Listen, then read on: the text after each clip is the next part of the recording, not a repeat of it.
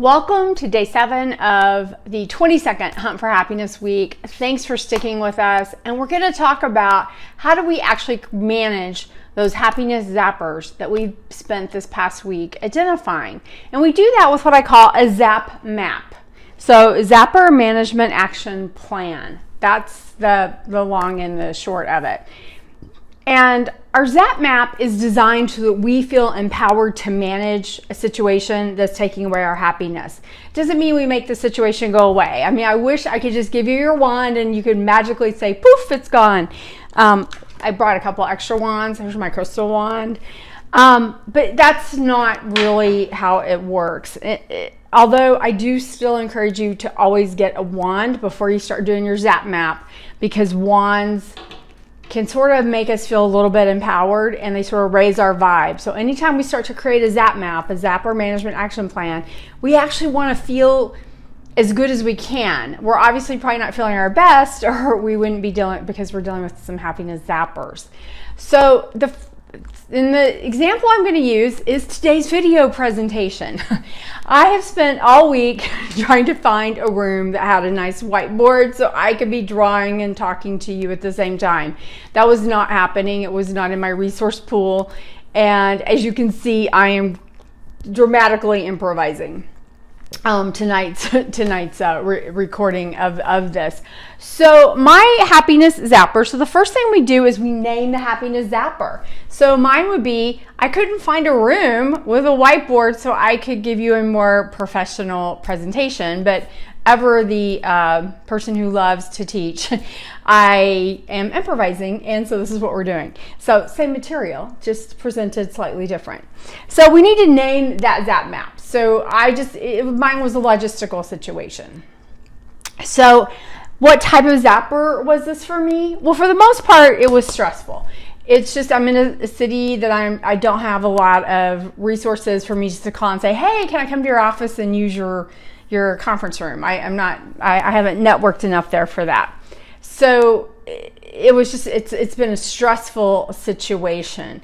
So that's the category I would put it under, and a little bit of an annoyance, but mostly stressful. So once you've named your happiness zapper, what you want to do is you want to say, what kind of zapper is it? And there's a reason for that.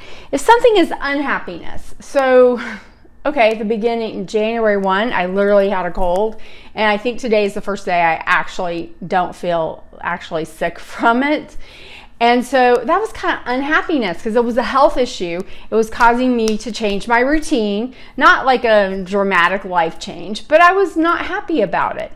So unhappiness is usually dealing with times that we're not getting to have our normal, whatever that is. Sometimes grief's involved. Sometimes you could be one of those tech people getting a pink slip right now.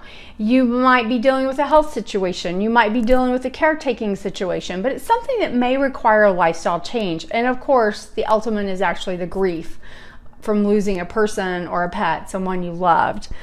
The other is stress, fear. Fear are those things that stop us from doing things. And I've sent you videos on each of these. So make sure you watch the videos and you'll learn a little bit more about them. Chaos and annoyances.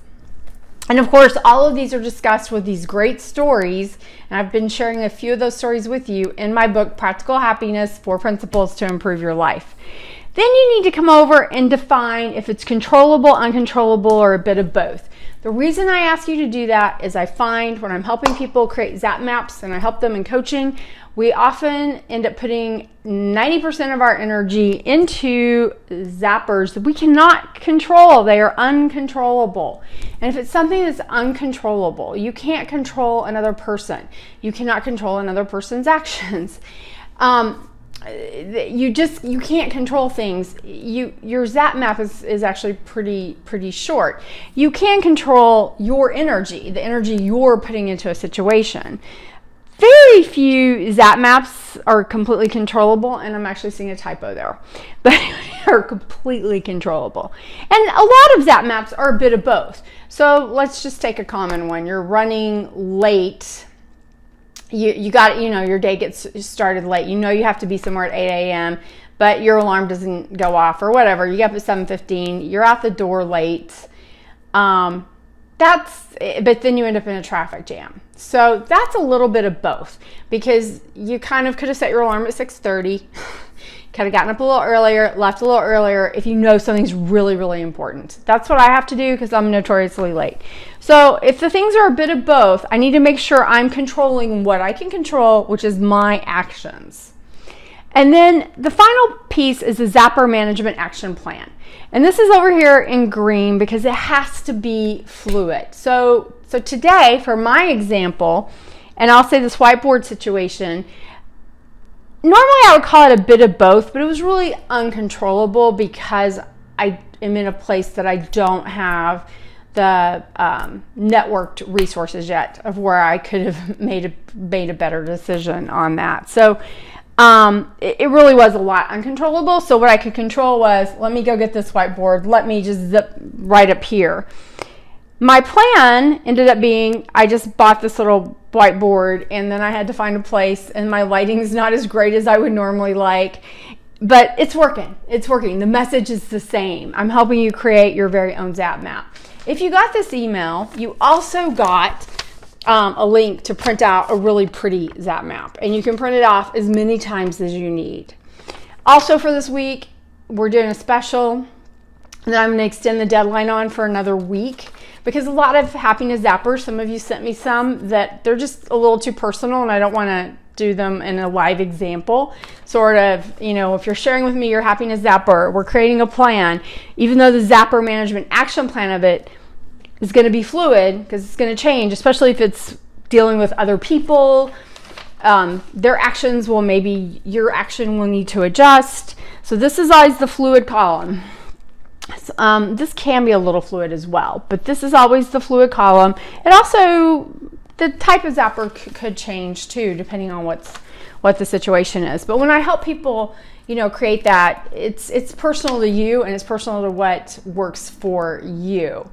So I hope kind of walking through this gives you an idea of a way that you can just on a napkin any day kind of jot these things down and create your very own ZAP-MAP. I would also encourage you to get your own wand. When I have a really big zapper, I like to bring out my lightsaber because I just have fun pretending I'm on Star Wars.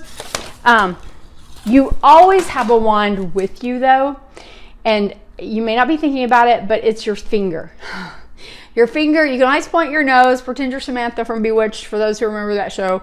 But you always kind of touch your nose or touch your cheek, and that's your zapper. So you always have a wand with you. But here's a little fun Harry Potter wand. Here's another little crystal wand, because I just love crystals. And you can just play with them, and again, they sort of make you feel good as you start to tackle your very own ZAP-MAP. If you have any questions, please let me know, and I'd love to help you figure out how to work through this. And I hope you've had a great Hunt for Happiness week with us.